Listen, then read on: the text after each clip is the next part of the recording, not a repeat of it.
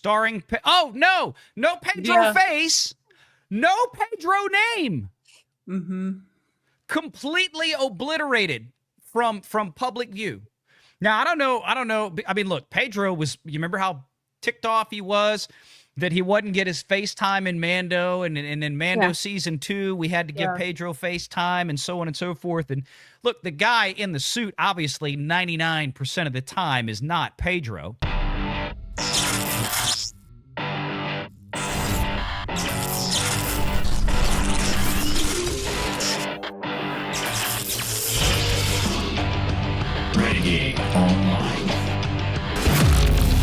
In my personal opinion, the worst offender of the people coming out for Kimmel. I said this on our show. I don't count even the Mandalorian Grogu, because let's be real, he's never actually playing the Mandalorian.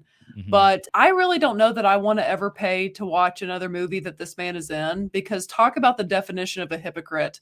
This man, to this day, even after Disney has publicly apologized to Gina Carano, he has never made a public statement about her. He has never publicly supported her, because that little hypocrite knows that the group that loves him and calls him Zaddy will be upset if he supports Gina Carano. So this little loser hypocrite came out in support of Jimmy freaking Kimmel last week, but is still 4 years later is silent about someone that he considers a friend and even calls behind closed doors, but won't publicly support being Gina Carano. So I saw this and it really made me mad, because talk about being a freaking hypocrite.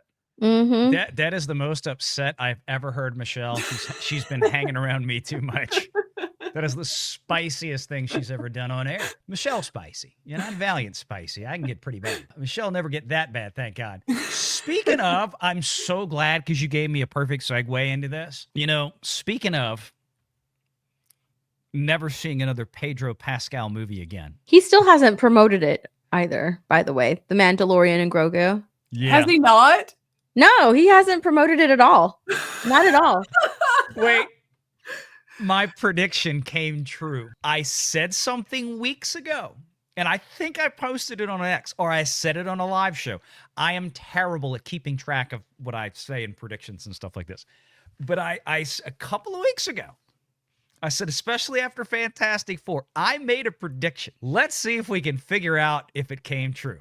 Now, I probably get hit. Actually, you know what? Ironically, Disney... They're pretty good at not hitting. They're actually good. Yeah, they're actually really good at not hitting, which is crazy. And in fact, Valley, we played this for our live stream Monday. They didn't mess with this. Okay.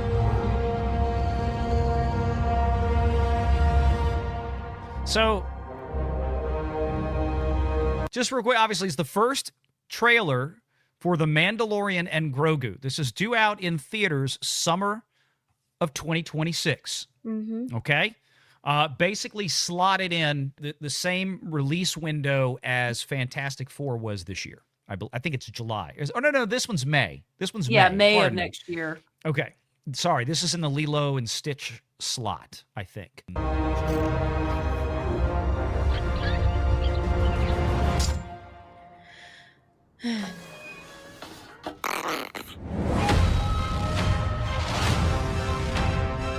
So far, I'm right. You mean no voice of Pedro?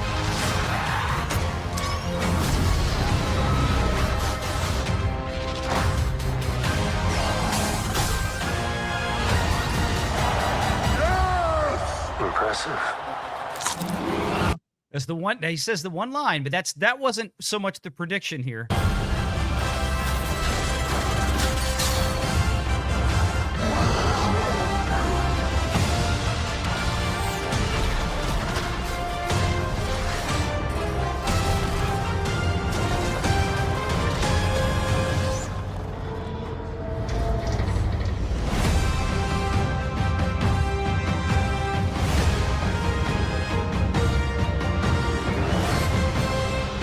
Starring, no Pedro face, no Pedro name. Mm-hmm. Completely obliterated from public view. Now, I don't know. I mean, look, Pedro was, you remember how ticked off he was that he wouldn't get his FaceTime in Mando, and in Mando season 2, we had to give Pedro FaceTime, and so on and so forth. And look, the guy in the suit, obviously 99% of the time is not Pedro. Yeah, what's his name? He's at the cons a lot. I forget. I know you're talking about. There's actually 2 guys. There's him, the guy we met. There was another guy that used to do a lot of like the heavy stunt work as well. And I can't remember. Like it was like a black guy with like dreadlocks. I remember seeing him in that suit once before. It's like they got a couple of stunt people that do it. But I know you're talking about. But look, okay, forged for IMAX, which is kind of cool. I didn't know they were doing this for IMAX. Good shot, baby. I want to point out the way I hate the way they run away, like literal hand puppets. Just I want to point out in this, Valiant, you and I had just talked about how much time was left when they actually brought Keanu Reeves in to do the scenes for Ballerina. How long? You said it wasn't that far out before the movie was released, maybe like 6 months or so. Yeah, that sounds about right. What they did was, I think, I don't remember if they were still shooting. Now I'm trying to, because I've talked about a number of movies that had these issues lately, but I think you're right. I think they were finished, and they were like, we need John Wick. And they went back to the village. They filmed a few scenes in there with them. It wasn't a whole lot. You didn't really see him interact a whole lot with. I think they just have that one exchange. Ana de Armas and they have the one exchange at the school. Yeah. And they have the one exchange in the name of the town at the end in the third act. But then most of the stuff with Keanu is not with her. They're separate and apart, you know. Well, the reason I bring that up is because since, again, 400 celebrities signed for, Jimmy Kimmel, I think this is an amazing opportunity. They have plenty of time. This comes out on May 26th to add a few scenes with one Cara Dune.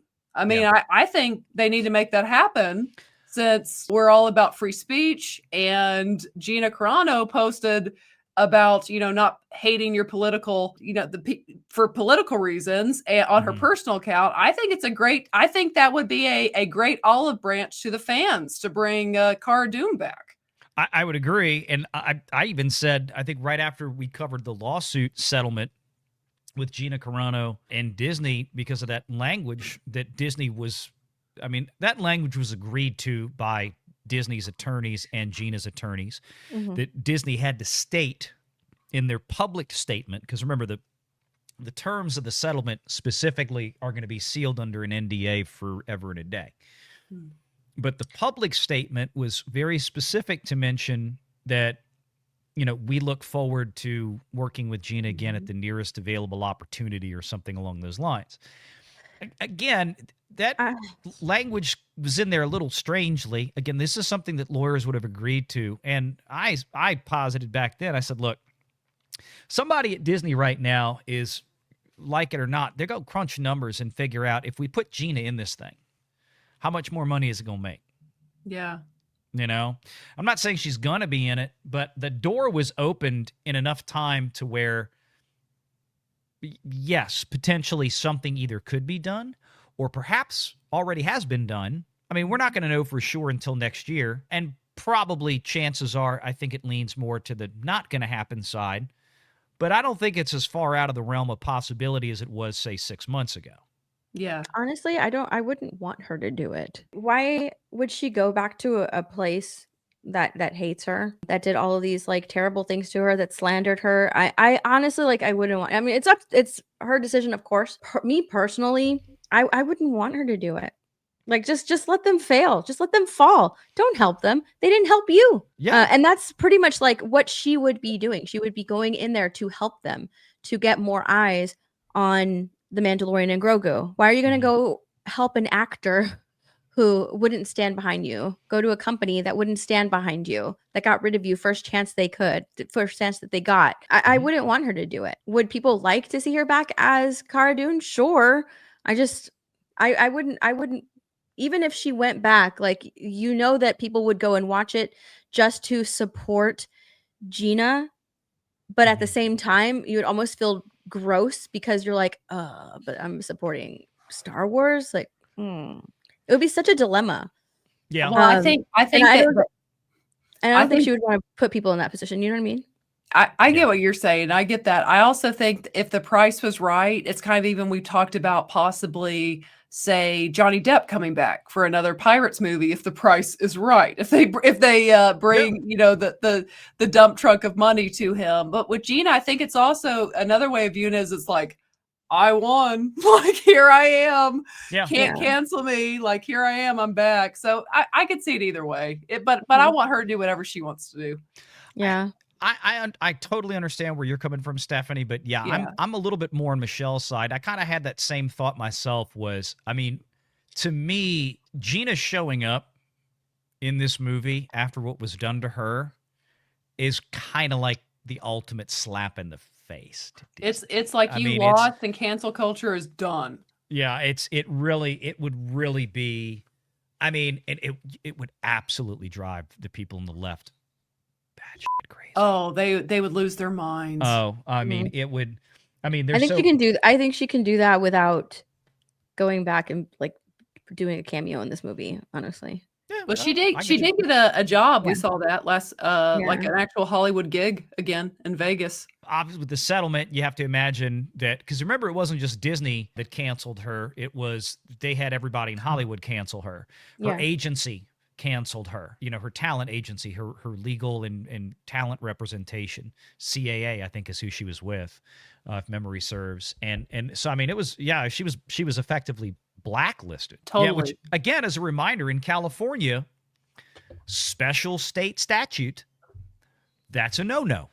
Mm-hmm. And it goes back to the days of, you know, when the searching for communists in Hollywood and all that kind of stuff was going on in the 50s and the 60s. I mean, they had that special. Apparently, they didn't search hard enough because now it's filled with it. Oh, they passed the law so that the communists could be in California.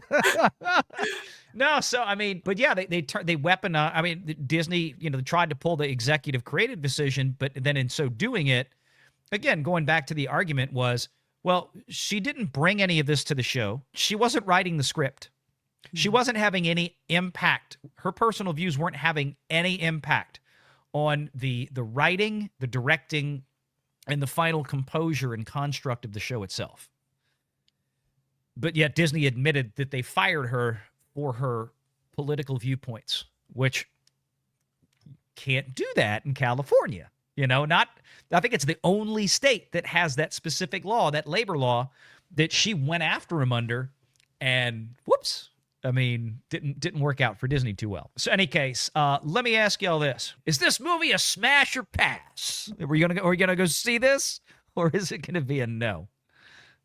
I admit that I'm gonna see it because, like, even when I played the trailer, I admit I did really like The Mandalorian. I liked Jon Favreau and what he was doing, and it's still my understanding to this day that it wasn't his decision to get rid of her.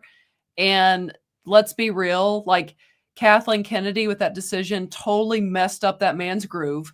He had a whole plan set up with Cara Dune having her own spinoff show. He actually had a plan, like something they were working towards, and it just got blown up. He had to redo season 3, which is why I give it grace on why it kind of sucked. But for me, I'm going to keep it real. That freaking little baby, he's just so cute. I can't not see him.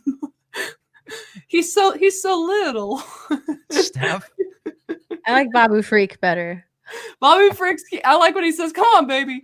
Hey! I'm not going to see the movie, but something else that I want to mention about that trailer is that like Pedro Pascal, his helmet is on. He only says one word, and I'm wondering, or one phrase, and I'm wondering if it's because of all of like the backlash, I guess, or the side eyes that he received during the Fantastic Four movie promotion, because he was like touching his co-star a lot and they were touching each other, and people found it really, really weird. When you go to his Instagram on a lot of his photos, you would see that meme of that guy like in the car from Dexter. You know what I'm talking about? That guy. I know the show, but I don't know I haven't watched it. Oh, it's oh my goodness. Sorry, we're both not helping you out here. I have to pull it up now. But no, I see where you're going. That's what I was saying earlier. A lot of backlash, and so his comment section was nothing but this guy. while you're pulling it up, and I was going to say, Here, no, look, let me share. I agree with you. That's what I was getting at earlier. That was the basis of the prediction, Steph. That the trailer, when we actually saw a Mando and Grogu trailer, I said, Pedro's face, I almost guarantee you won't be in it. They're not even going to mention him. They're not going to bring him up. Sure enough, he didn't even get a title card. It wasn't Pedro Pascal is the Mandalorian. It wasn't none of that, or the Mandalorian and Grogu starring Pedro Pascal. Let me tell you what, if Fantastic Four had pulled off $1 billion box office, and it hadn't been like the 10th highest grossing film of the year, it's a Marvel movie. It should have been one of the top 3. 5 years ago, it would have been one of the top 3. But if the performance for the Pedro movies this summer and the public backlash, the fan base, his name would have been all over it. If Fantastic Four had done $1 billion, it would have, Pedro Pascal is the Mandalorian. You would have had all that. I still don't think so, because I think that stink would follow him. People are weirded out by Pedro Pascal. Yeah, that's what I'm saying. Because of all the others, the fact that his movies weren't that big leading up to this. Yeah. And to your point, they weren't that big because he's become such a weirdo. And it's just people don't. I had a post. In fact, let me see if I saved this, because I thought this was so perfect. It's like, talk about missing the freaking mark. As you look that up, Valley, people were talking about Pedro. I'm sorry. Go ahead. Oh, you're okay. As you're bringing that up, who won the summer was Zach Cregers. He's like, thank God Pedro couldn't be in Weapons. Oh yeah. Craig. Yeah. Look, he's like, look. Warner Brothers paid me $38 million for this. I don't think Kreger spent but maybe 20 to 25 of it actually shooting, because he got a $10 million. Part of that $38 million was $10 million just for him to write and direct. It was his movie. Oh, you found it. So, yeah, this is his whole comment section. Oh, why are they just doing the I see you? Because he's weird. Like, people are like, I know there's something weird about Pedro Pascal. I just haven't figured it out yet. I haven't quite figured it out yet. And that's his whole comment. That's it. That's his whole comment section. I think up until like the Jimmy Kimmel stuff, he rarely posted. He didn't post. Here it is. Pete Davidson. That's so unlike Pedro Pascal. Oh, Pedro's definitely there's something off about that dude. Make sure you're subscribed to Valiant Renegade and join us every Sunday at 6 p.m. Eastern for the live show.